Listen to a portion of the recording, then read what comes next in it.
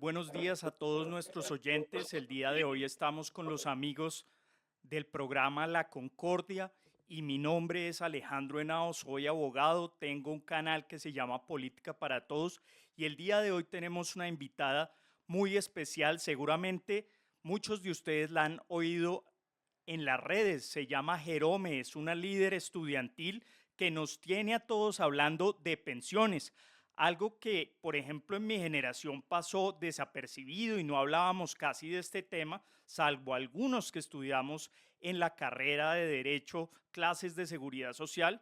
Este tema se ha vuelto un tema de conversación de todos los colombianos y por eso el día de hoy le damos la bienvenida a Jerome y la idea es hablar un poco de reforma pensional, la que está impulsando Petro, lo que está pasando en la Corte Constitucional, el enfrentamiento entre el Ejecutivo y la rama judicial. Así que le damos la bienvenida a Jerome. Muchas gracias por acompañarnos en el programa.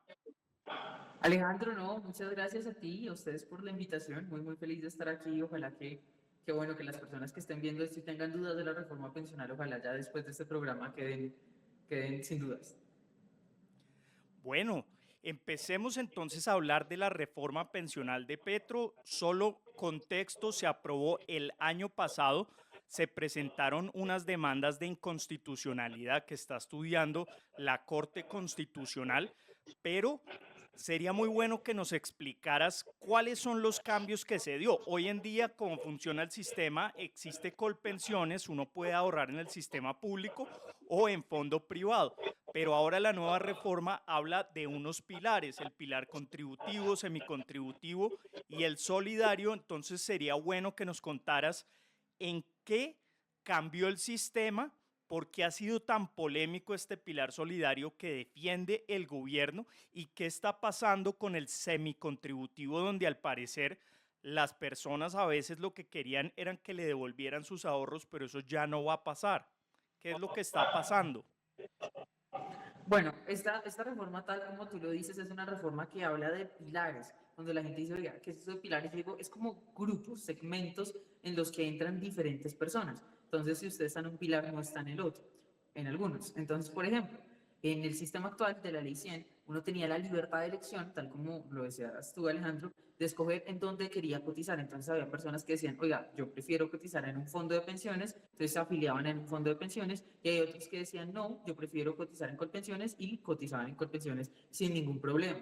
Tenían la libertad de elección. Ahora con la reforma pensional el gobierno Petro dice, no, usted ya no va a tener esa libertad de elección y nos van a mandar a todos obligatoriamente, forzosamente, a Colpensiones. Entonces, ¿cómo va a funcionar Colpensiones? Esto de lo que estamos hablando es el pilar contributivo, que es al que vamos a entrar todas las personas que contribuimos al sistema, es decir, los que estamos afiliados, pues mes a mes pagamos nuestra afiliación a seguridad social. Lo que sucede allí es que si usted, por ejemplo, está cotizando en protección en este momento, cuando entre a regir la reforma pensional, porque esto es importante decirlo, la reforma pensional aún no ha entrado a regir, estamos esperando lo que suceda en la Corte Constitucional, pero en caso tal de que entre a regir la reforma, usted ya no va a cotizar en protección, sino que le va a tocar empezar a cotizar de forma obligatoria en Colpensiones. Pero ¿hasta cuánto dinero? Hasta 2,3 salarios mínimos. Es decir, 4 millones de pesos de hoy, del 2025. Si usted gana 4 millones de pesos o menos, de ahora en adelante le va a tocar cotizar la totalidad de su dinero en Colpensiones. Pero si uno dice, oiga, yo estaba en protección y tenía más plata que esos 4 millones, qué sé yo, tengo un sueldo de 6 millones, ¿qué va a pasar con eso excedente, ese que está por encima del 2,3 salarios mínimos? Eso le toca cotizarlo también de forma obligatoria en un fondo de pensiones. Entonces, si estaba en protección, pues en protección, o en el fondo en el que estuviese. Y si no estaba ninguno y no escogió la ACAI, que así es como se va a llamar, ACAI, pues no importa porque igual el gobierno lo va a poner de forma aleatoria en alguna. Pero eso es para qué? Para que le administren el excedente, lo que está por encima de los 4 millones de pesos. El problema con esto, el problema principal, es que, digamos, por ejemplo, nosotros tenemos un movimiento que se llama No con mi ahorro, en el que hablamos de pensiones y en oposición a la reforma pensional, y lo principal que decimos es, el gobierno no es nadie para decirte a ti qué hacer con tu dinero. Si tú lo quieres ahorrar en un fondo privado o lo quieres meter a Colpensiones, es tu decisión, no debería ser una decisión del gobierno. Y bueno, ese es el pilar contributivo. Ya hablando más sobre los otros pilares, hay un pilar que es muy famoso, que el gobierno habla todo el tiempo de ese pilar, es el famosísimo pilar solidario. en el que dicen que gracias a la reforma pensional le entregarán un bono a los abuelos que nunca cotizaron o trabajaron de manera formal, les van a entregar un bono de 230.000 pesos.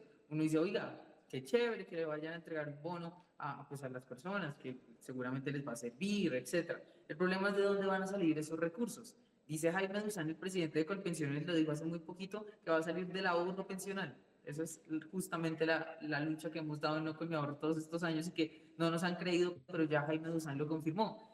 Ese pilar solidario, ese subsidio se va a pagar con las cotizaciones de ustedes, con las cotizaciones mías. ¿Por qué? Porque en el momento en el que nuestra plata entra a Colpensiones, hay que tener en cuenta que Colpensiones funciona como un sistema piramidal, en donde la plata que entra no se ahorra, no se invierte, sino que se redistribuye, se gasta inmediatamente. Alguna vez escuché un abogado alguna vez dijo que Colpensiones funciona como un asado, que decía, la carne al asador y de una vez se come. Así funciona Colpensiones, al asado lo comido. Entonces, ¿qué va a suceder ahí? Que la plata que usted empieza a cotizar en Colpensiones de forma obligatoria se va a ir para pagar, entre otras cosas, las pensiones de Colpensiones actuales y ese bono del pilar solidario, o sea, para subsidiar con su ahorro pensional.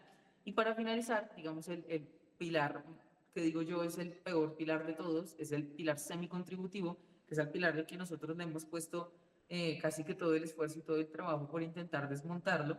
Este pilar semicontributivo está dirigido para la gran mayoría de colombianos, para las personas que aún cotizando a pensión, cuando lleguen a la edad de pensión, no van a llegar a las semanas. Esos, todos conocemos ese tipo de personas. En realidad son el 80% de los afiliados de los fondos de pensiones.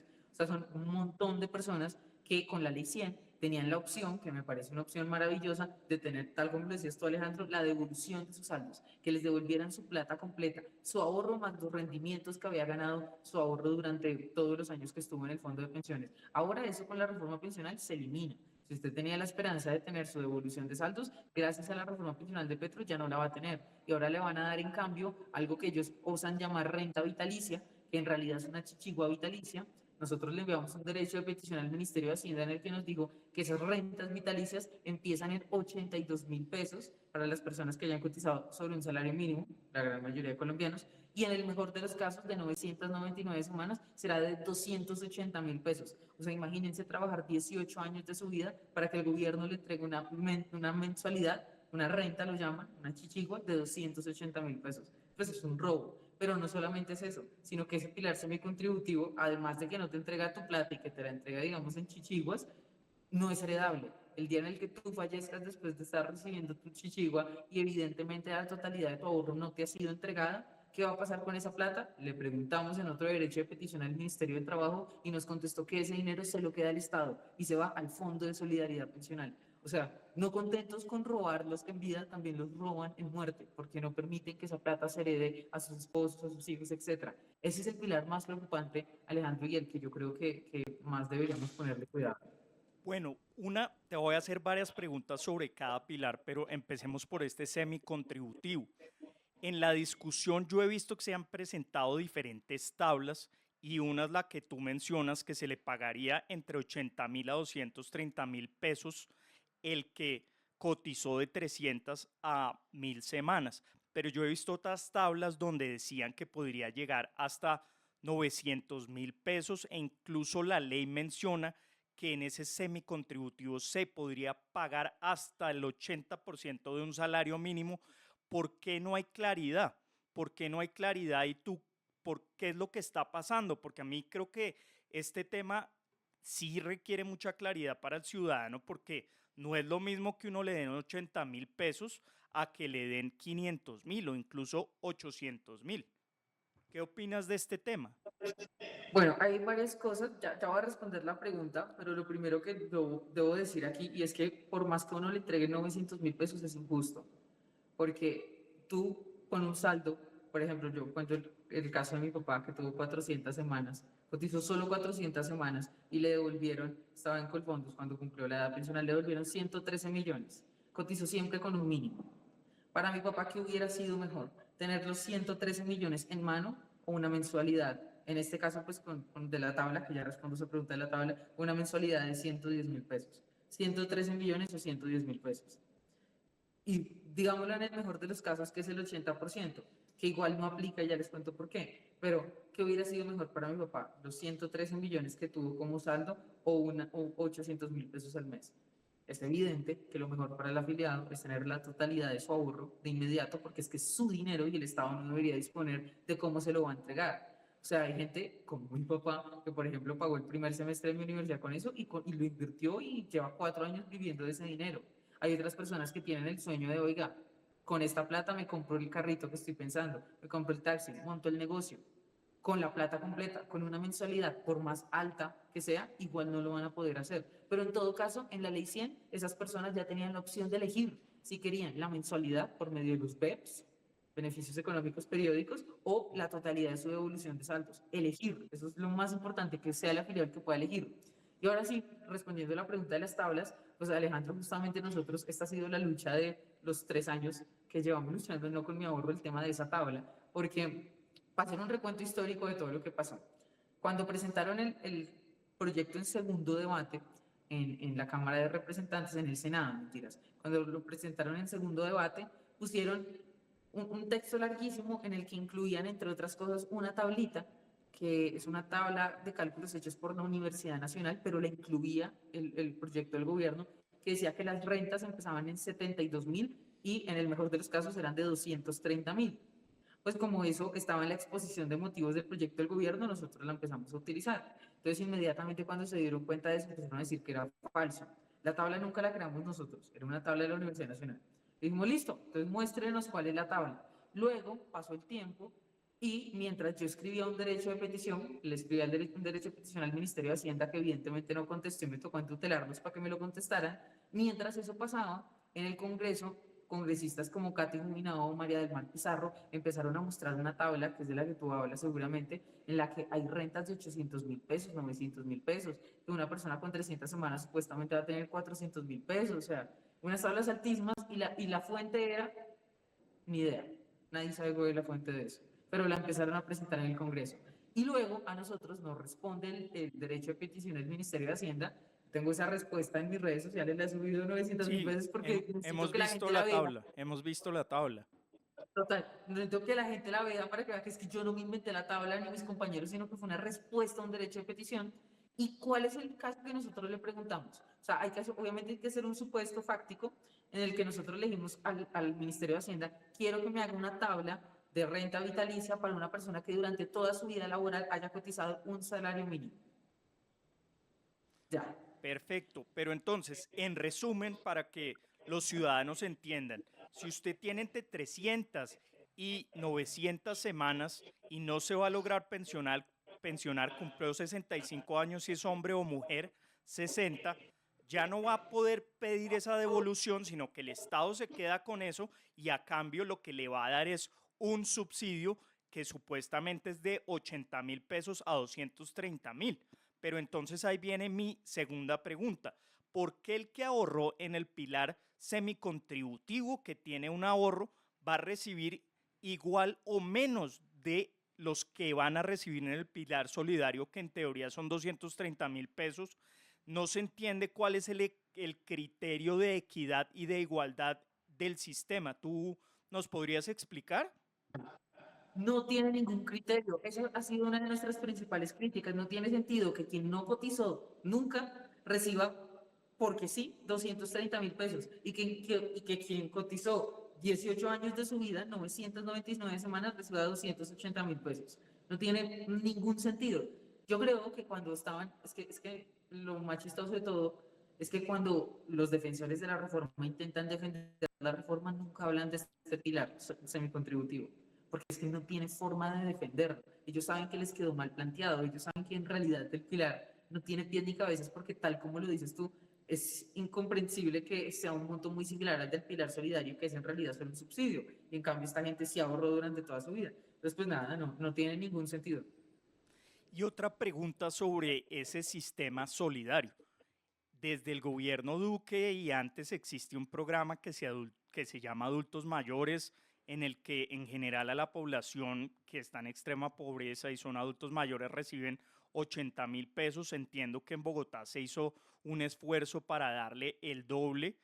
Este sistema lo que entiendo es que cuesta anualmente 8 billones y en teoría se paga del presupuesto general de la nación y de un fondo que existe en, digamos, en el sistema pensional, en el cual contribuyen incluso quienes ganan más de 10 salarios mínimos mensuales vigentes de pensión en adelante. Pagan una contribución digamos, a ese fondo y a ese sistema de solidaridad. Pero mi pregunta entonces es, ¿tú crees que esto se debe financiar es por vía presupuesto general de la nación o tú por qué afirmas que se va a hacer un traslado de los ahorros del sistema de Colpensiones para pagar ese régimen de subsidio? Porque es que, pues en teoría, no debería destinarse a pagar subsidios, porque esto es un subsidio, la plata que es del ahorro pensional, y en la Constitución incluso el artículo 48 habla que los ahorros pensionales solo se pueden destinar al tema pensional, pero acá se iría a una especie de subsidio. Entonces la pregunta es, ¿ese régimen solidario, que es más un subsidio, hace parte del sistema y cómo se financiaría? Es que no hay claridad y hay un déficit de casi 6 billones anuales. Total. De hecho, la razón por la que metieron este subsidio dentro de la reforma pensional, porque es que este subsidio podía salir por decreto, como Colombia Mayor, o sea, podía, una firma del presidente basta para que ese subsidio se dé, y de hecho el presidente ya hizo este subsidio para los adultos mayores de 80 años. Ahora es que lo está usando como excusa, como caballo de Troya con la reforma pensional para que lo aprueben. Pero el hecho de que él haya metido el pilar solidario dentro de la reforma pensional lo hace justamente para blindarse de ese artículo 48 de la Constitución, para decir que es que con el dinero del ahorro pensional, ellos no les gusta decirlo así, sino que les gusta decir con el dinero de las pensiones, pero es su dinero y mi dinero, con nuestro dinero, pues van a pagar algo que está dentro del sistema de pensiones. Esa es la estrategia que ellos lo hacen para blindarse jurídicamente. Ahora, lo que hay que decir es que, tal como tú lo dices, este subsidio, es decir, el bono pensional del pilar solidario, nos cuesta, según dice el Comité Autónomo de la Regla Fiscal y el Ministerio de Hacienda, 8 billones anuales. 8 billones. Eso es un montón de plata y lo debe pagar específicamente el Departamento de Prosperidad Social, que no solamente paga el pilar solidario, sino que también paga renta joven, devolución de IVA, otros subsidios. ¿Cuál es el problema? Este año, no sé si vieron la noticia de que a inicios de año, cuando Gustavo Bolívar aún era el director de Prosperidad Social, el presidente Gustavo Petro le cortó el presupuesto a la mitad y le dejó menos de 4 billones de presupuesto total para todos los subsidios.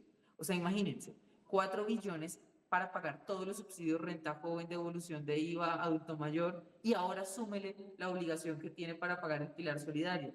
No hay plata en ningún lugar. Y como evidentemente sabemos que no hay plata y estamos en un déficit fiscal, pues entonces aparecieron las llaves y el presidente Jaime Duzán, que es el presidente de Colpensiones, dijo hace 2 semanas en un foro que estuvo que el dinero que ellos requerían de los fondos de pensiones, el dinero que van a tomar de nuestro ahorro pensional, iba a servir, entre otras cosas, para alivianar, dice él, para mermar las cargas del gobierno, por ejemplo, para pagar el pilar solidario. ¿Eso qué significa? Que con nuestro dinero lo van a tener al alcance de ellos, obviamente, como dinero corriente de Colpensiones, y que con esa plata pues la van a destinar, entre otras cosas, para financiar ese subsidio. Y uno nuevamente dice, qué chévere que den un subsidio, maravilloso, pero ¿en qué época estamos? Estamos en época electoral. Es muy inteligente entregar un subsidio, además con plata ajena, con plata que es nuestra, no con plata del gobierno, en época electoral. Eso le va a, seguramente, si lo llega a entregar, le va a beneficiar mucho al presidente, y por eso Petro es tanto que está pidiendo que la reforma pensional se apruebe justamente para entregar ese subsidio. O sea, mejor dicho, todo tiene un trasfondo.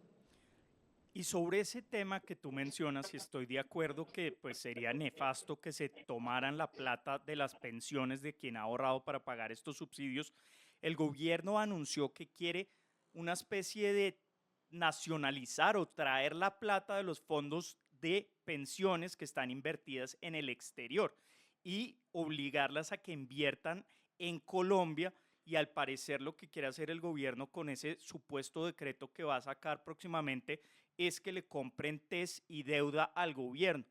Esto sería entonces la forma de que financie ese programa solidario en época electoral. ¿Tú crees que van para allá? ¿Eso es lo que quieren hacer? ¿Traer esos fondos y que lo terminen invirtiendo en TES, deuda colombiana, y que así financien ese programa?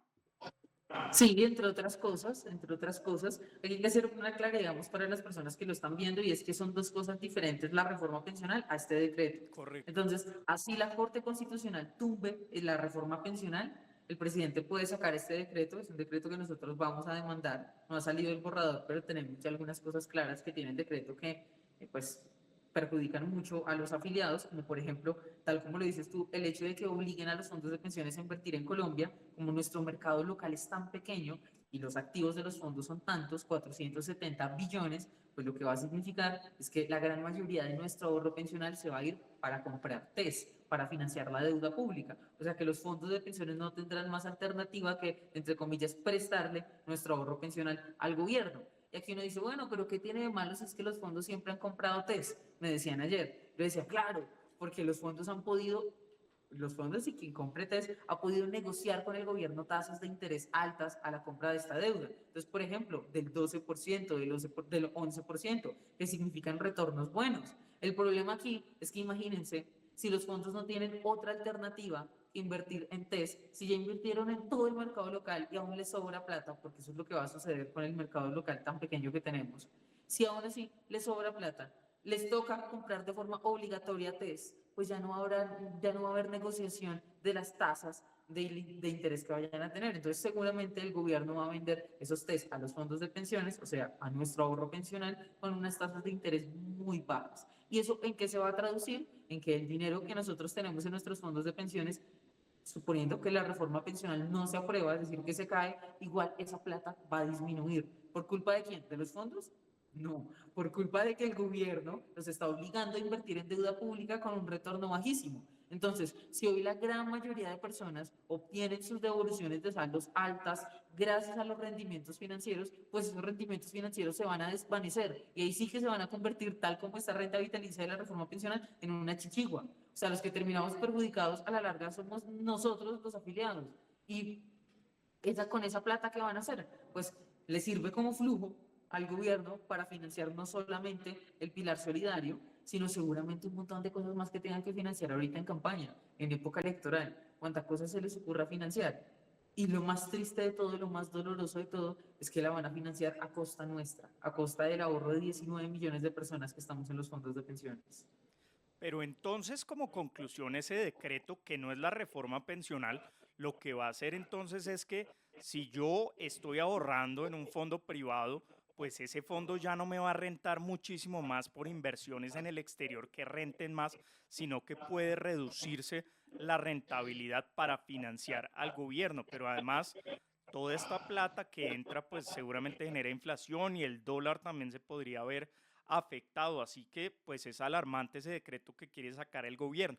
Pero pasemos entonces al pilar solidario. Un poco la esencia de ese pilar, lo que entiendo entonces es que todo el mundo va, digamos, a pagar a Colpensiones, a cotizar entre 1 y 2.3 salarios mínimos mensuales vigentes, lo que pues entiendo que la filosofía es que todos los colombianos tengan más, pues tengan acceso a la pensión, que se amplíe la cantidad de pensionados, pero al mismo tiempo tengo otra pregunta. Tú nos explicabas que quien ganaba más de 2.3 salarios mínimos, entonces tenía que cotizar en el ACAI, en estos fondos privados con nuevo nombre, pero lo que entiendo es que en la práctica, si yo hoy en día, por ejemplo, me pensiono en Colpensiones, no sé, tengo una pensión de 10 millones, con el nuevo sistema, si quisiera tener una pensión igual, no la voy a tener porque este sistema lo que hace es que me pensiona con menos recursos porque el subsidio que antes daba el Estado se reduce y es menor. Y incluso he oído que el senador Jorge Enrique Robledo dice que esto le pega a las clases medias y a los jóvenes porque si antes se ganaban una pensión de 10 millones, hoy se les va a reducir en 1.300.000 pesos. Este nuevo sistema lo que hace es eliminar esos subsidios y reducir las pensiones de las clases medias y bajas. ¿Tú qué opinas de este análisis que han mencionado? No, es un análisis correcto porque tal como tú lo dices, Colpensiones hoy pensiona alto, digamos, todo el mundo dice, pásese a Colpensiones. Uno siempre escucha decir, no, trasládese, trasládese, porque Colpensiones ofrece mesadas más altas, eso es cierto. Ahora, hay que ver por qué las ofrece, ¿Por qué ofrece mesadas más altas? Por una razón, porque la subsidia. Este es un gran problema que tiene la Ley 100 y es que las pensiones más altas en Colpensiones, a mayor cotización, mayor subsidio te entregan. Entonces, por eso es que se habla de las megapensiones que están hoy en Colpensiones. Y son personas que se pensionan, no para hablar de la mesada de 10 millones, hablamos de una mesada de alguien que tenga una mesada de 25 millones de pesos. Una persona que seguramente todo lo que cotizó durante su vida no alcanza para cubrir la pensión que tendrá durante todos los años que viva después de pensionado. ¿Y eso sucede por qué razón? Por la única razón por la que Colpensiones subsidia y subsidia y subsidia las pensiones. Y eso hoy tiene un déficit a Colpensiones. Hoy, con Ley 100, ya Colpensiones le solicitó 20 billones al presupuesto en 2024, que fue un 30% más de lo que le solicitó en 2023. O sea, hoy Colpensiones ya está ahorcado. Hoy esa pirámide que es Colpensiones ya se está invirtiendo, además por la natalidad y demás, pero sobre todo por estas cargas. Como todos sabemos esa realidad, el gobierno dijo, oiga, la solución para esto va a ser recortar las megapensiones, entonces hacer que la gente cotice muy poquita plata, entre comillas, en Colpensiones y el resto en los fondos de pensiones. Esa no era la solución, había otras soluciones, pero a la larga lo que implica esa solución que da el gobierno es que en efecto las mesadas se vayan a ver mucho menores. ¿Por qué? Porque si antes usted cotizaba, para poner el ejemplo de alguien que cotice 10 salarios mínimos, si entonces usted cotizaba esos 10 salarios mínimos en Colpensiones, tenía la ilusión entonces pues, de pensionarse con 7 salarios mínimos, por ejemplo, si así lo hacía. Pues ahora lo que va a suceder es que ya no va a poder cotizar esos 10 salarios mínimos en Colpensiones, sino que va a cotizar solamente 2,3 salarios mínimos en Colpensiones y el resto, toda esa gran cantidad de dinero, en un fondo privado de pensiones, que el fondo le va a rentar la plata, le va a generar rendimientos. Bueno, si pasa este decreto del presidente a la vez, pues ya no le va a generar rendimientos, en fin, pero en todo caso, lo que le puede generar el fondo a raíz de inversiones y todo lo demás va a ser siempre menor al subsidio que ya tenía con asfixio, digamos, asfixiado al sistema y a Colpensiones. Entonces, obviamente que la mesada se va a reducir un montón con la reforma pensional, pero un montón es un montón. O sea, yo he visto análisis de gente que dice que alguien que cotizaba 10 salarios mínimos en Colpensiones y que aspiraba a pensionarse con 7 salarios mínimos, se va a pensionar con 3 salarios mínimos. O sea, digamos, es una reducción del 50%, incluso más, en las cosas que yo he visto de los análisis. O sea, en realidad la mesada sí se va muy afectada. Tengo dos preguntas sobre esto que tú mencionas entonces, pero la solución entonces al sistema pensional colombiano no era más bien subir la edad de pensión, quienes cotizaban de pronto que cotizaran más para, digamos, mitigar ese cambio en la pirámide que tú mencionas, y en tercer lugar, limitar ese subsidio y eliminar las megapensiones para que fuera un poco más equitativo y justo. No debería ser como ese camino y mantener, pues digamos, la dualidad del privado y el público y no un sistema de pilares. ¿Tú qué piensas de esas soluciones que Bueno, se por plantearon? ejemplo, esa solución sería mucho mejor a la reforma pensional, sería mucho mejor, pero igual no sería lo ideal. Voy a explicar por qué. Sería mucho mejor porque evidentemente yo sé que esto es muy impopular, pero es que Colombia es de los países en los que la edad de pensión es más baja. Es creo que el penúltimo país en la OECD. O sea, nuestra edad de pensión, nosotros trabajamos muchos años, no. Cuando uno va a mirar ahorita las reformas que están haciendo en España, Alemania, Italia, la edad de pensión allá ya está en 70. Y eso se debe a una sola razón, el cambio demográfico que tenemos. Uno, no están naciendo hijos y dos, estamos viviendo más. La esperanza de vida va en aumento. Y si vamos a vivir más años, pues significa que vamos a cobrar pensión más años, pues significa entonces que tenemos que cotizar más años para que sea equivalente lo que cotizamos con lo que cobramos a pensión cuando nos pensionamos. Por eso es la importancia de subir la de pensión, que por supuesto que hay que hacerlo.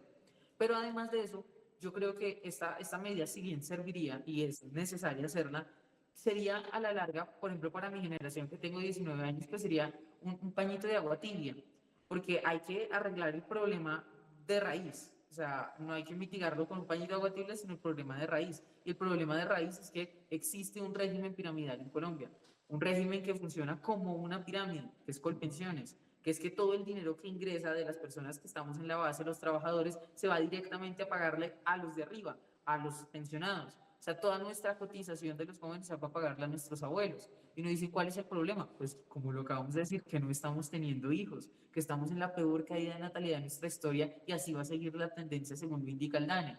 lo que implica que cuando sea el momento de pensionarse de mi generación, esa pirámide demográfica y la pirámide de Colpensiones estén así, invertidas. Muy poca gente que aporte y muchos pensionados. Y de ahí de nada va a haber servido que la gente haya cotizado más en porcentaje o haya cotizado más en cantidad de años, porque igual no va a haber plata, va a ser insuficiente. Entonces, poner la edad de pensión en este momento es muy importante, pero no sería la única solución. Lo que hay que hacer, creo yo, fundamental en Colombia, y espero que se haga pronto, que es lo ideal para que mi generación tenga por lo menos la ilusión de tener una pensión, es convertir Colpensiones en un fondo de pensiones público, que lo siga administrando el Estado, no tengo ningún problema con eso, pero que inviertan la plata, que dejen de funcionar como un sistema de reparto, sino que que empiecen a funcionar como capitalización, que inviertan el dinero. Esto ya sucedió en México, lo hizo AMLO, presidente de izquierda, abiertamente de izquierda, pero lo hizo sin ningún problema. Y él entendió que el Colpensiones de México tenía un problema gigante, que era el mismo que tiene el Colpensiones de acá. Dijo, oiga,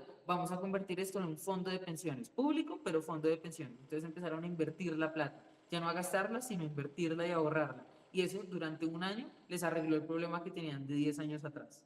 O sea, les Oye, recuperó esos fondos. y Ahorita ya hicieron unas reformas diferentes que lo dañaron, pero esa idea es lo que yo creo que hay que hacer aquí en Colpensiones de inmediato, hacer que Colpensiones deje de ser una pirámide y convertirlo en un sistema de capitalización. pero una última pregunta y pasamos a la Corte Constitucional y la discusión.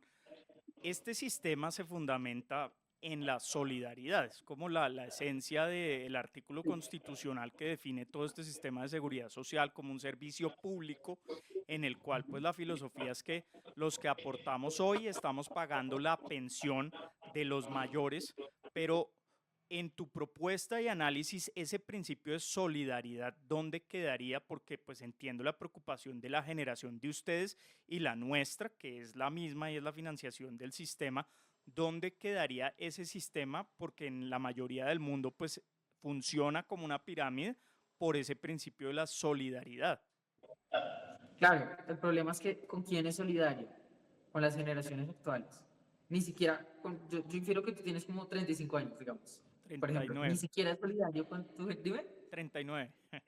39, sí, 30 y pico. Ni siquiera solidario con tu generación. Es un sistema que es solidario con la generación que hoy ya está pensionada, que en su momento fue solidario con los anteriores. Pero cuando uno se enfrenta a una catástrofe demográfica, que es la que estamos viviendo, un momento en el mundo y en Colombia en el que no hay niños naciendo, pues ahí ya no hay solidaridad intergeneracional.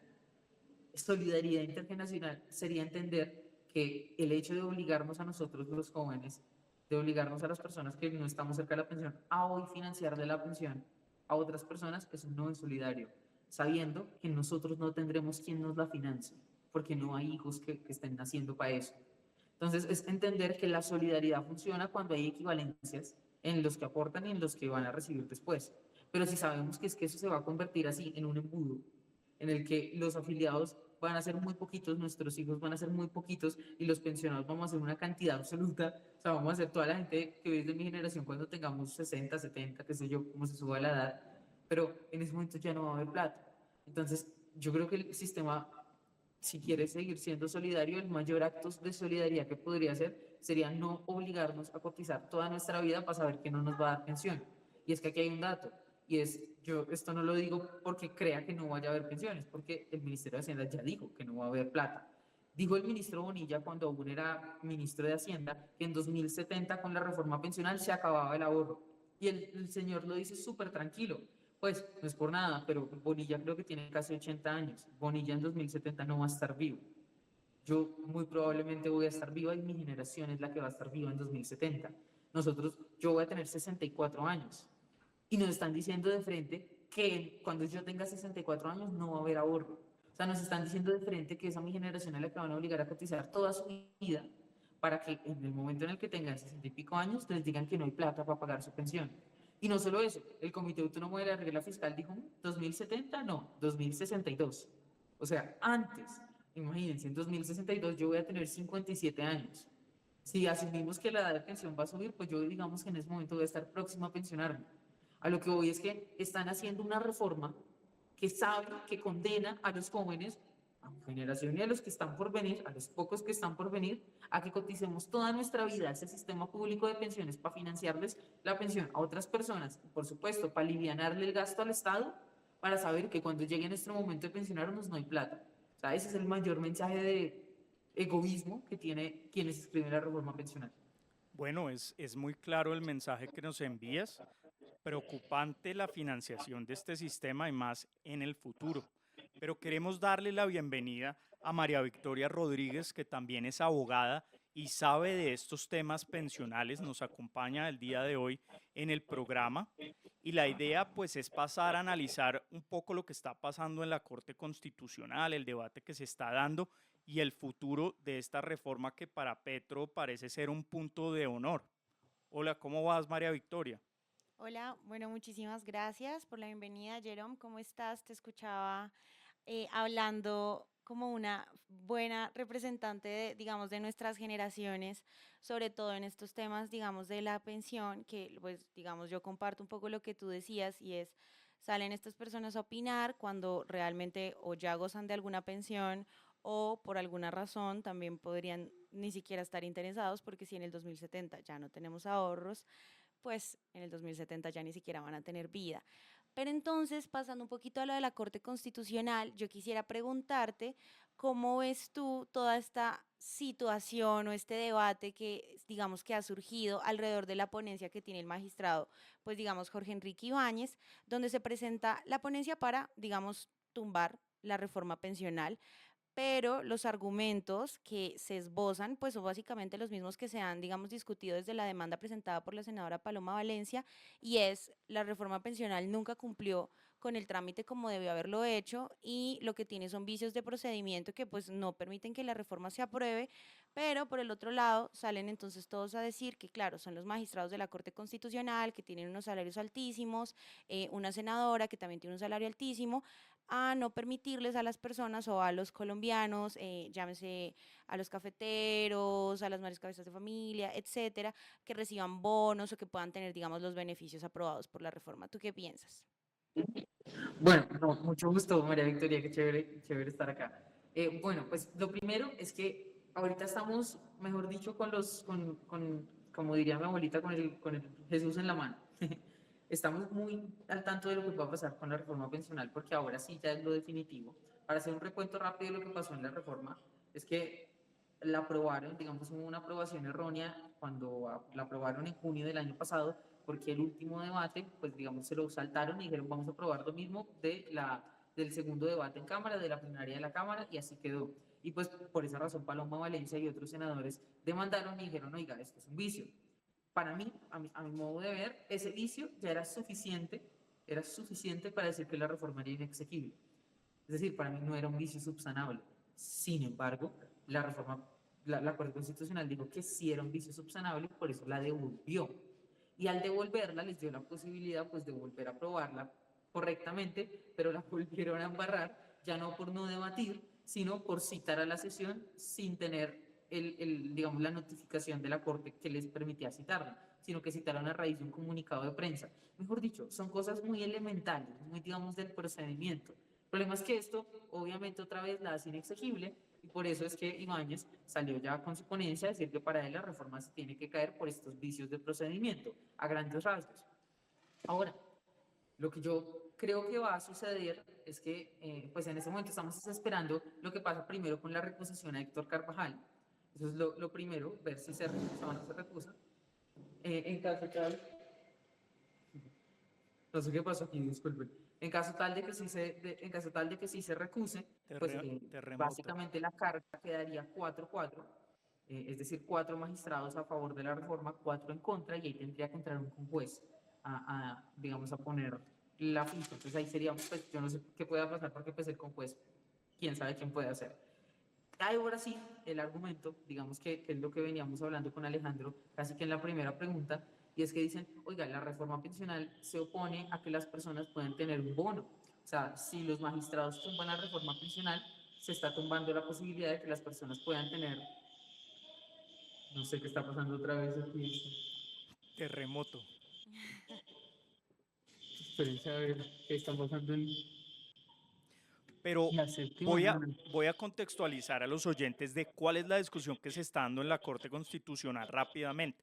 La Corte Constitucional estudió la demanda de Paloma y concluyó que en el cuarto debate no se dio el suficiente debate y hubo una elusión al debate democrático porque entraron a votar una proposición acogiendo el texto del Senado, pero no dieron una discusión de fondo. Además, había más o menos 700 proposiciones radicadas, no dejaron que la oposición planteara sus propuestas. Algunos congresistas pidieron discutir algunos artículos individualmente y la Corte concluyó, como dijo Jerome, que se podía subsanar. Esto es pues muy debatible, pero le dio la oportunidad de subsanar esta reforma al gobierno y al Congreso, y lo que hicieron fue volver a entrar a debatir, a subsanar, pero lo que hicieron fue volver a discutir y votar la proposición acogiendo el texto del Senado.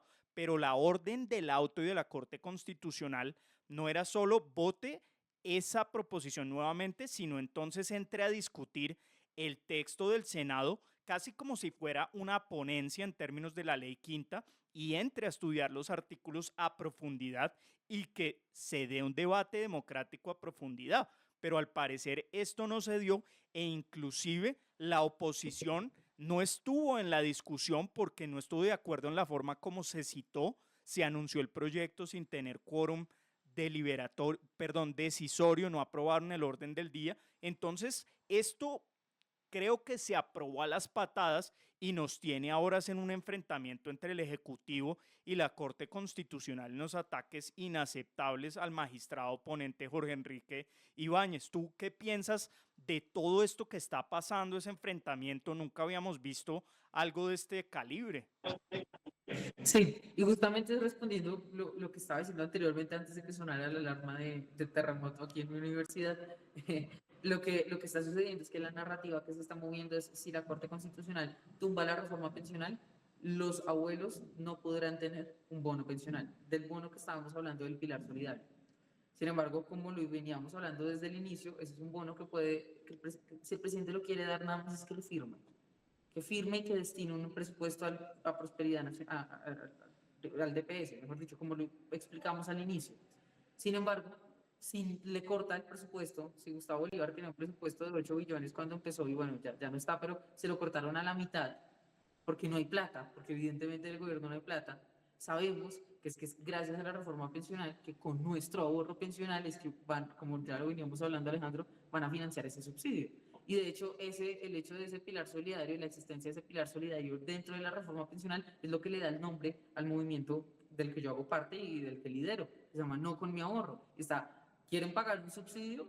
Maravilloso, me parece muy bien, pero no con mi ahorro. Páguenlo con plata del presupuesto, destinen presupuesto para ese pilar solidario, así como en este momento destinaron presupuesto para entregar ese pilar solidario a los mayores de 80 años en las mismas condiciones, destínenlos entonces para los adultos mayores en general, como quieren hacerlo con la reforma, pero no con mi ahorro, no lo hagan con nuestra plata.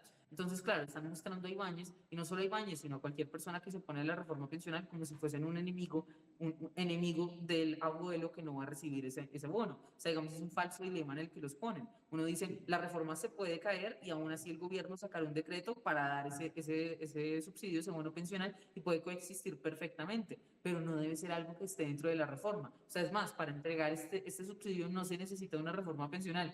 Nuevamente, se necesita de un simple decreto, de una simple firma, y evidentemente de que él destine, que el presidente destine una plata del presupuesto, en este caso Prosperidad Nacional, para que lo financie, pero no de nuestra plata. Me gusta mucho lo que dices, Jeremy. También hay algo que me parecía muy interesante en lo que nos decía Alejandro, y es que parte de este enfrentamiento entre el Ejecutivo y digamos la rama judicial es es otro falso dilema, ¿no? Porque nos quieren hacer creer que el problema se trata entonces de unos magistrados o de una corte que está completamente desconectada, digamos, de la parte social o de la comunidad, y que está frenando una reforma que les va a traer, digamos, beneficios como el bono del que estabas hablando, y lo están haciendo solamente por un vicio del procedimiento, como si fuera algo que no hubiese sido de fondo, porque solamente, pues listo, se conoce como un vicio de trámite, pero como nos lo decía Alejandro, se trataba de un tema de que no se debatió y el Congreso está para eso, para debatirlo, para que las decisiones que se adopten sean democráticas y no simplemente una decisión de a las patadas aprobamos esto porque ya se nos van a vencer los términos. Entonces es mucho más que simplemente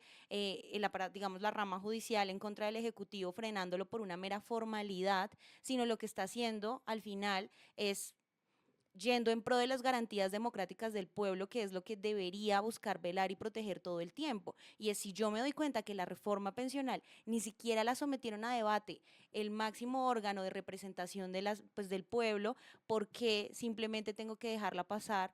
Porque entonces el Ejecutivo me está presionando. Entonces yo creo que eso también es muy valioso porque en el discurso, por ejemplo, que tiene Gustavo Bolívar, lo que él intenta decir es que simplemente son viles personas que son ruines, que están completamente desconectadas de la sociedad, cuando esto no es así. Los que están desconectados son ellos porque ni siquiera quisieron someter a una verdadera votación y una verdadera discusión la reforma que estaban presentando. O pues no sé ustedes cómo lo ven. No añado una palabra más, estoy completamente de acuerdo con lo que acabas de decir. No, y es que a mí, pues lo que me preocupa es esta narrativa del gobierno de el bloqueo institucional y entonces amenazan con una constituyente, con una consulta popular.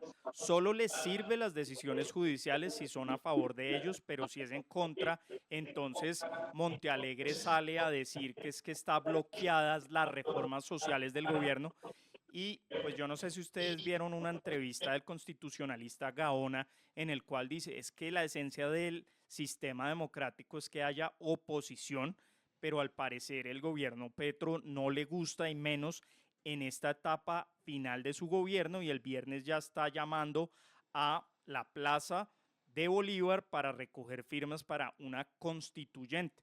Y creo que detrás, o bueno, lo que hay es una presión para que se apruebe esta reforma pensional y que les aprueben la reforma a la salud en el Congreso. Pero, ¿qué opinas de esa forma de presionar y en términos de debate democrático lo que se está presentando?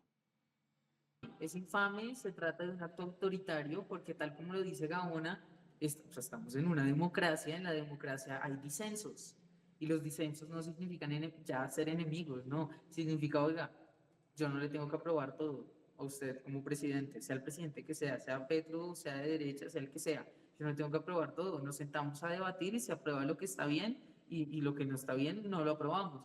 Pero a mí me ha parecido algo curioso y es que no sé si ustedes han dado cuenta, entre la gran mayoría de académicos, tristemente abogados y mucha gente muy inteligente, intelectuales y demás, han llegado ahí sí a un consenso debajo de la mesa en el que han dicho, aprobémosle una reforma a Petro. Eso decían cuando entró Petro al poder. Aprobémosle una, la menos peor. La menos peor es la pensional, decían.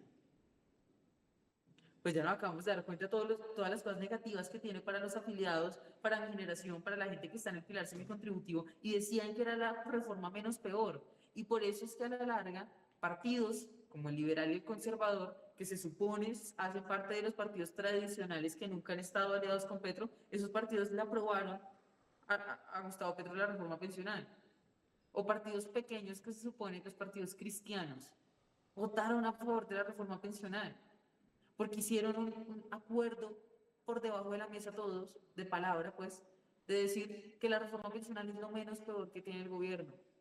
Y que gente que hoy están candidatos a la presidencia, que son grandes economistas, Mauricio Cárdenas, por ejemplo, que diga que lo mejor del gobierno de Petro es la reforma pensional, eso a mí me parece, me ofende, o sea, se los digo así, me da mucha rabia, me da impotencia, porque son personas muy inteligentes, o sea, yo no dudo de la capacidad intelectual de personas como Mauricio Cárdenas, para que estén diciendo que la reforma pensional es lo mejor de Petro, y que entonces era lo único que había que aprobarlo.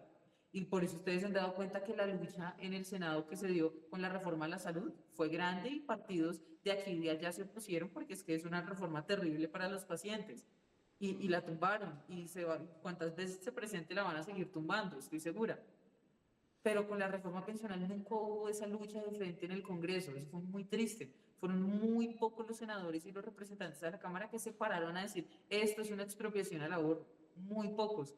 y por eso es que al final se terminó aprobando. Entonces a mí lo que me duele es que ante esta presión institucional que está haciendo Petro, diciéndole a la Corte, pues amenazándolos, básicamente diciéndolos que si no lo hacen, pues son unos enemigos del pueblo, me preocupa que los únicos preocupados por eso seamos nosotros, la sociedad civil. No haya nadie más allá de nosotros como sociedad civil que esté dando la pelea fuerte, que esté respaldando a los magistrados.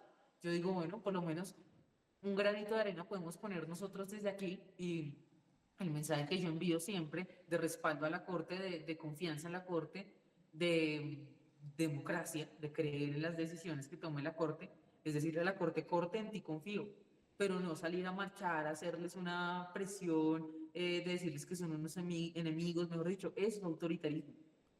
Oye, una pregunta relacionada con el debate que se dio en el Congreso, que tú mencionas que los partidos tradicionales al final terminaron como alineándose, pero cuando llegó el texto a la Cámara a primer debate, incluso la ponencia para la plenaria de la Cámara, entiendo que se habían mejorado algunas cosas, por ejemplo, que no, pues que los fondos de pensiones o ACAI no tuvieran unas comisiones altas, se habían aclarado otros temas.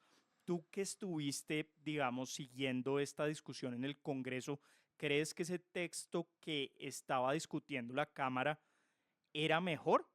Porque ellos al final dijeron, no, no nos interesa el texto de Cámara, ya cogemos el de Senado y que quede como quedó y no hay discusión. ¿Tú crees que había forma de arreglar algo o definitivamente la filosofía del sistema pensional nuevo tenía estos errores esenciales que tú nos mencionas de los pilares? La filosofía del sistema, o sea, el hecho de obligar a alguien a cotizar en algún lugar, sea con pensiones o sea un fondo privado, eso ya está mal.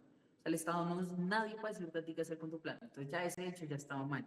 Digamos, la diferencia que había entre esas ponencias era el umbral, es decir, esos 2,3 salarios mínimos, hasta cuánto se cotizan con pensiones. Entonces, unos partidos que, entre comillas, son de oposición, muy entre comillas, empezaron a lanzar unas ponencias alternativas. Entonces yo decía ponencia alternativa, entonces yo me puse a revisar qué decía la ponencia alternativa. Básicamente el único cambio que tenían era bajar el umbral, que el umbral fuera de 1,5 salarios mínimos y no de 2,3. En la práctica es lo mismo, es confiscar, es exactamente lo mismo, es obligar a un afiliado a cotizar una plata aquí, la otra allá, es lo mismo, solamente que baja un poquito el umbral. Entonces, pues realmente para mí la única opción que había en el Congreso cuando la reforma se estaba discutiendo era el archivo, los senadores y representantes que proponían ponencia de archivo. De resto, no tenía ninguna solución. Ahora, obviamente, espero que el nuevo Congreso haga una reforma, ya sea que se caiga o no se caiga esta, pero haga una reforma que corrija los problemas que sí tenía la ley 100, porque por supuesto que los tenía, pero que esta reforma no corrige, sino que termina a la larga empeorando.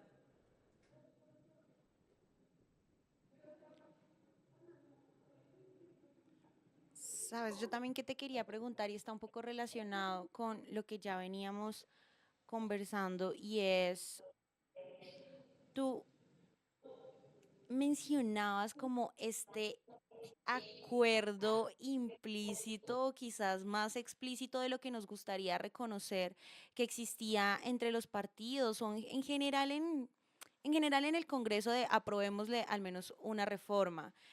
Yo quisiera acá de pronto presentar, digamos, una tesis que podría llegar a ser un poquito polémica y es qué tan malo realmente es ese acuerdo de aprobemos al menos la menos mala. ¿Por qué lo digo? Porque cuando Petro estuvo en la alcaldía de Bogotá, una de las, digamos, de los grandes hechos que lo convirtió en mártir, además del pues, el inconveniente que pasó con el procurador, fue el hecho de que el Consejo siempre se le oponía a todos los proyectos de acuerdo que él presentaba. Entonces, el discurso de él fácilmente se convirtió en un discurso de mártir o de víctima, donde nos decía, es que a mí no me dejaron gobernar. Y por eso es que la alcaldía de Bogotá que yo hice, o bueno, mi corto periodo durante la alcaldía, no salió bien. Entonces, un poco yo también creo, digamos, jugando como un poco la posición en contra, y es que ese acuerdo, si bien es peligroso y es bastante triste, de pronto también tenía de fondo eso, y era no le permitamos que ahora en la presidencia vaya a hacer exactamente lo mismo. No le permitamos que ahora vaya a decir que el Congreso no lo dejó gobernar, que en todo caso, pues lo vive diciendo. No, estoy de acuerdo, solo, o sea, yo sé que habría que hacer algo así, en efecto, para que luego no diga que no lo dejan gobernar. Ahora, si la Corte Constitucional llega a tumbar esa reforma, que Dios quiera que eso suceda, pues para el bien de todos los afiliados y de todos nosotros, el discurso va a ser de mártir, de no me dejaron gobernar. Lo bueno es que ya tiene la laboral aprobada. Entonces ya por lo menos no podría decir que le aprobaron una y otra no. Digamos, mi problema es que para mí la reforma pensional es la peor de todas. O sea, el problema que tengo yo con esto es que hay reformas muy malas, pero menos peores. Por ejemplo, la reforma laboral es terrible, terrible, o sea, muy perjudicial, pero tiene una, o sea, es entre comillas menos peor que la reforma pensional por la carga fiscal que va a generar la pensional. Entonces, si de aprobarle una reforma se tratara, yo hubiera dicho la laboral, que a la larga igual la aprobaron, o sea, es que la tienen aprobada, y no la pensional. Por supuesto, la de salud no tiene discusión, porque es que la de salud es un exabrupto, o sea, un atentado contra los pacientes y las familias y el sistema en general, pero para mí, a mi juicio, digamos, muy personal y seguramente para otras personas no es respetable, la reforma pensional es la peor de todas las reformas de Petro. Y tengo una última pregunta, esto que tú mencionas del tema fiscal. ¿Tú crees que el modelo actual como funcionaba era más viable fiscalmente que lo que nos va a costar este nuevo sistema? Hubo una discusión muy grande sobre el aval fiscal de Hacienda, cuánto costaba, cuánto no. También vimos tu documental en distintos países donde los sistemas se quedaron sin recursos y se los gastaron en subsidios. ¿Tú qué crees que va a pasar en materia fiscal con esta reforma pensional? Bueno, pues exactamente, nosotros tenemos un documental que se llama Sin Permiso para Envejecer, los invito a todos a que lo vean en YouTube, Sin Permiso para Envejecer, en el que nos fuimos a Argentina, a Perú, a Venezuela y a Colombia a documentar lo que había sucedido en estos países, por ejemplo en Argentina, donde expropiaron el ahorro en 2008, solo que allá la expropiación fue directa. O sea, no fue aquí que se ve gradual, sino que allá de un día para otro, Cristina Fernández de Kirchner, que era en ese entonces la presidente, dijo, los fondos privados de pensiones, las AFJPs, desaparecen. Y a partir de mañana desaparecen y desaparecieron y todos esos fondos se fueron para el Estado. Eso sucedió allá y ahorita, pues, ¿cuál es la realidad de los jubilados en Argentina? No hay plata para pagarles la pensión porque no hay ahorro.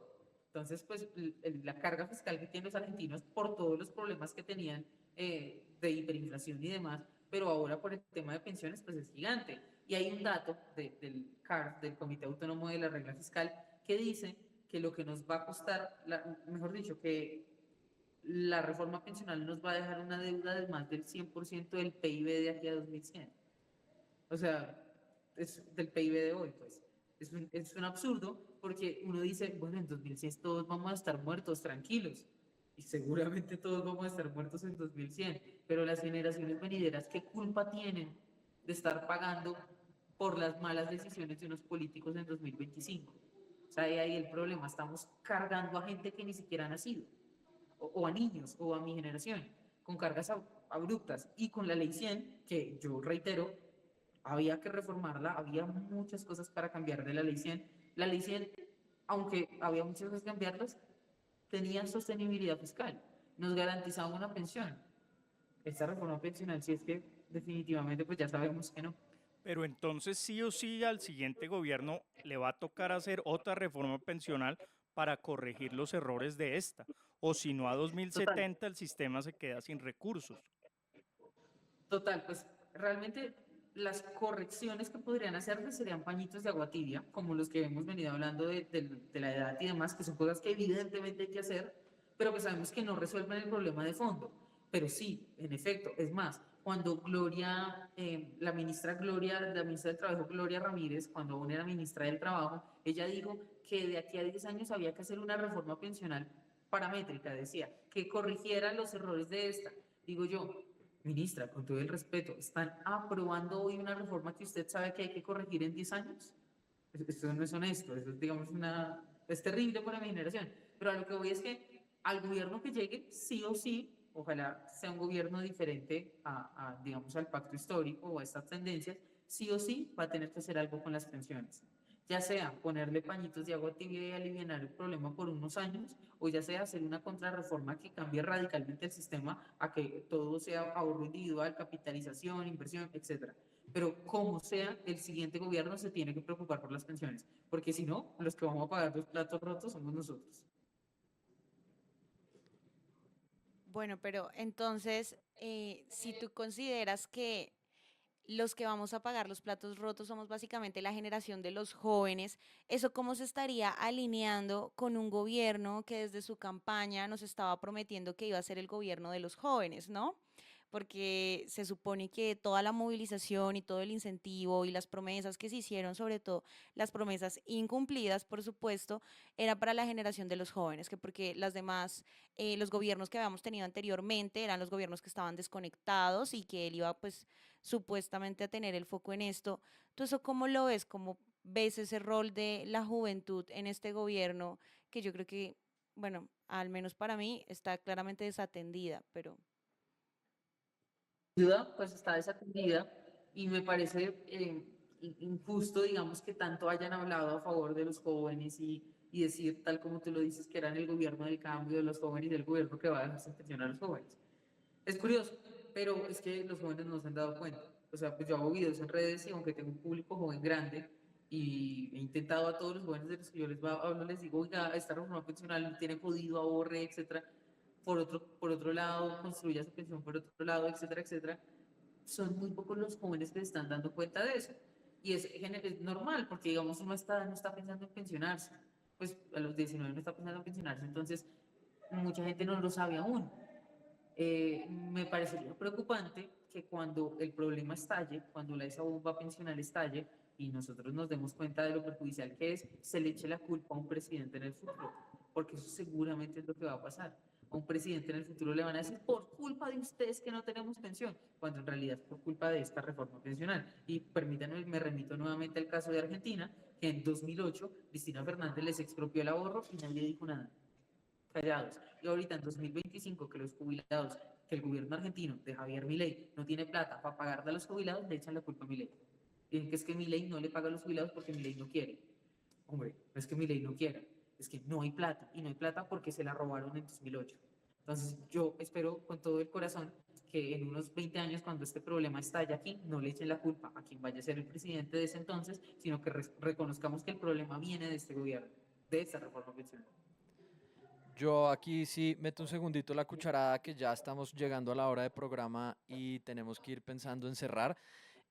A mí sí me gustaría, de pronto, Jerome, pues como qué mensaje te gustaría dejarle a las nuevas generaciones, sobre todo porque pues tú eres una persona muy joven, tienes 19 años y el alcance que has llegado a tener a tus 19 años ya estar metida de lleno en la discusión de algo tan complejo como una reforma pensional, como los fallos de la Corte Constitucional. Entonces, de pronto que tú nos mandas un mensaje para las generaciones más jóvenes de cómo tú lograste llegar a ese hito a los 19 años y qué les dirías a aquellos que te ven como un modelo a seguir y que les gustaría pues imitar un poco tu trayectoria y tu camino. No, Alejandro, qué bonito, muchas gracias. Bueno, no, pues yo me enamoré de este tema de pensiones por la devolución de saldos de mi papá, por la historia que les contaba, porque pues yo vivo en Estrato 2, a Cristóbal Sur, pero mi sueño siempre había sido estudiar en el Rosario, que es en donde estudio, pero el Rosario es muy caro. Y además yo estudio dos carreras, entonces imagínense, pagar derecho y pagar historia es muy costoso y es algo que en mi familia nunca iba a ser posible. Pero gracias a esa devolución de saldos que tuvo mi papá, pues me pagó el primer semestre, luego mi mamá resolvió con segundo y tercero y ya yo me gané una beca después del cuarto. Pero gracias a que eso existió, eso a mí me enamoró el alma. Y yo siempre he dicho que yo, mejor si yo estoy enamorada de las pensiones, a mí me fascina el tema de pensiones, me encanta, o sea, como que me apasiona. Y cuando uno le apasiona, cuando uno encuentra esos temas que le apasionan la vida y le apasionan el alma, pues uno se convierte en el mejor en eso. Entonces mi mensaje a los jóvenes es que ojalá que pudieran encontrar pronto, si es que aún no lo han encontrado, ese tema que les mueve el alma, que en realidad los hace sentir enamorados. Por ejemplo, yo sé que si las pensiones fueran un hombre, ya estaríamos casados, o sea, yo ya me habría casado con ese hombre de pensiones, porque eso me fascina. Entonces, si el joven, si usted como joven ya tiene claro que es un tema que le mueve el alma, pues seguramente si se pone a hacer activismo sobre eso, esa es la segunda invitación a la que voy, le va a ir muy bien. Y entonces, bueno, la segunda es, bueno, pero como alzo la voz, las redes lo son todo. Y para tener redes necesitas un celular con una cámara medianamente decente, no tiene que ser el celular más caro, el último, no. Un celular y una conexión a internet, no necesitas más. O bueno, necesitas algo así, pasión y valentía. Pasión por el tema que amas y valentía por ponerte un celular al frente y empezar a grabar un video sobre ese tema, sea el tema que sea. Cuando uno está enamorado de las cosas salen bien y se comunican bien. Y las personas que lo ven a uno, pues se inspiran. Entonces, yo, por ejemplo, he logrado que muchos jóvenes y en general personas se preocupen por pensiones porque yo me preocupo genuinamente por esto. Si ustedes se están preocupando, por ejemplo, qué sé yo, por el cambio climático, qué sé yo, un tema que a ustedes les apasione, y lo comunican en redes sociales, yo les aseguro que van a lograr que muchas más personas se contagien de esa emoción o de ese sentimiento que ustedes tienen. Y pues así es que se empieza a construir. Pero básicamente la invitación es que por este lado a que atrévanse, a que arriesguense, a que qué es lo peor que puede pasar, un video con pocos likes, bueno, no importa, hacen otro, hacen otro, hacen otro, hasta que peguen en redes y les va a ir muy bien. Y la otra invitación, y esto ya es, digamos, yo creo que si algo les va a quedar de esta charla, que les quede esto que estoy a punto de decir, es jóvenes, se los suplico, ahorren, inviertan desde ya, no confíen en el sistema de pensiones. Así se puede hacer otra reforma de pensiones, quién sabe, igual siempre va a estar fluctuando por el político de turno que esté. Entonces, por favor, aseguren su vejez desde ya. Uno dice, no, es que yo no tengo plata. Todos sabemos que nos vamos de rumba y nos gastamos 50.000 pesos por un día, un fin de semana que no salgamos de rumba, esos 50.000 pesos los podemos ahorrar, pero no solo ahorrarlos, sino invertirlos. Y uno dice, no, pero 50.000 pesos, ¿en dónde los puedo invertir? Ustedes no se imaginan la cantidad de cosas en las que uno puede invertir esos 50.000 pesos. Por ejemplo, compren acciones, compren ETF, cosas que tengan que ver con tecnología, bueno, lo que sea. Pero por favor, empiecen a asegurar su pensión desde ya. Porque si no lo hacemos nosotros, sabiendo que evidentemente no vamos a tener pensión, pues les aseguro que cuando llegue nuestra edad de pensiones nos vamos a arrepentir por no haber ahorrado. Entonces, por favor, por favor, por favor, ahorren e inviertan. Bueno, pues muchas gracias, Jerome. La verdad, inspiradora tu historia y además nos tienes a todos hablando de pensiones, no solo a los jóvenes, a todos estamos hablando y estamos analizando el sistema, cómo nos afecta, qué cambios tiene y eso realmente es admirable y te lo agradecemos y por estar en este espacio, realmente te agradecemos y ojalá nos veamos pronto. Sí, ojalá que nos podamos encontrar en persona. Muchas gracias por este espacio y gracias a todas las personas que lo vieron. Cualquier duda que tengan me pueden escribir en redes. En todas mis redes salgo como @soyjerome. Mi nombre es Jerome, Jerome. Soy Jerome en todas las redes, me pueden escribir. Y bueno, tengo varios videos como explicando estas cosas más a detalle. Pues bueno, muchísimas gracias. Entonces yo voy a ir cortando acá.